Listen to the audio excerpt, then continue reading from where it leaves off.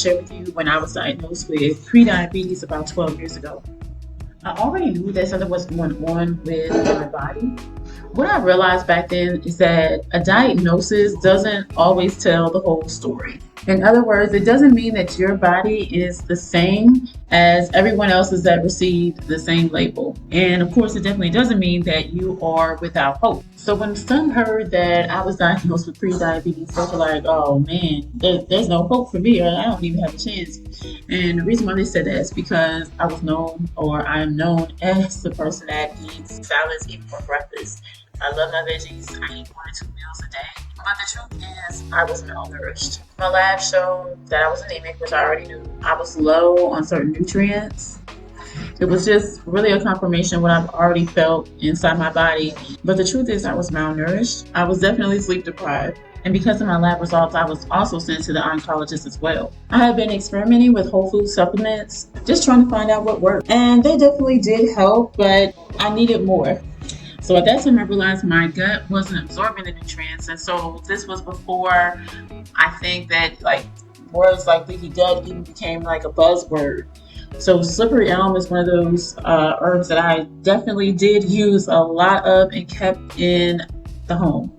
And as time went on and my gut began to heal, I realized that I didn't need so much of those supplements anymore.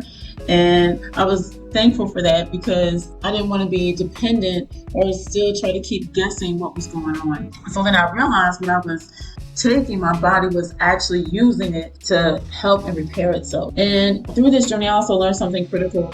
Sleep and stress were just as important as food, and it cannot be ignored. I dealt with anxiety. My nerves were frazzled at times for sure, but my energy was pretty much steady. I mean, there were dips here and there, but that was due to me drinking a lot of green tea. But at the end of the day, I had to deal with the stress and the sleep. 3 hours of sleep at night was not going to do it. So I needed to start working on getting sleep, and that can help me manage stress better. So from this experience, I learned that we truly have to look at our life holistically. Prior to that, I had already been going to an organic store that had all types of groceries and supplements. And of course, I've heard the word holistic. I understood what it meant over time. But when you actually go through your own experience, you see how that really does apply, and it is needful. So when people say things like, oh, just stop doing this and stop doing that, just eat this or take these 2 or 3 herbs, it's just not that simple because it's not a one size fits all. And if I can also say, that includes medications as well. And to emphasize how important stress and sleep are to any disease. Yes, I'm talking about diabetes and insulin resistance, but sleep is when your body has time to repair itself, when it has time to heal. And when we're under stress, our body is leaving its normal processes to deal with the stress. So when we look at our bodies holistically and start making small, consistent changes, if you want to make big, consistent changes too, that works as well. The point is we make those changes and they are consistent, then we can start the healing process. So for me, it wasn't about medications, but it was about wisdom, seeking out the Most High, and just applying that wisdom and going forward from there, getting to the root cause of issues and not ignoring it, but addressing it head on. So I want to encourage those who have been diagnosed with prediabetes or insulin resistance that you're not hopeless or broken, that you truly can take active steps in your health journey to help your body repair and heal. Our bodies are unique, and so our path and our journey is going to be unique according to our needs for our body.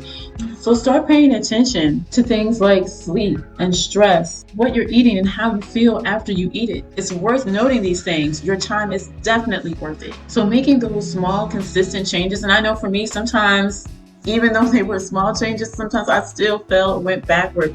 That's all right. I just got up and got it going again and continued on with making those small, consistent changes. So to maintain a life where we're not dependent on 1, 2, or 3 things, whether it's herbs, medication, or whatever it is, we're going to have to take a look at our life as a whole, making a plan, and then acting on that plan on a daily basis, showing up for ourselves every day that we're gifted with. Your health journey doesn't have to look like anybody else's because we're all unique. Hopefully, you'll strive to take that journey for better health and check out the description for any guides, anything that I may have that could be helpful to you where you're at. And if you like, you're more than welcome to reach out to me via Facebook or email. Just look on the screen there and check it out in the description. All right, y'all take care.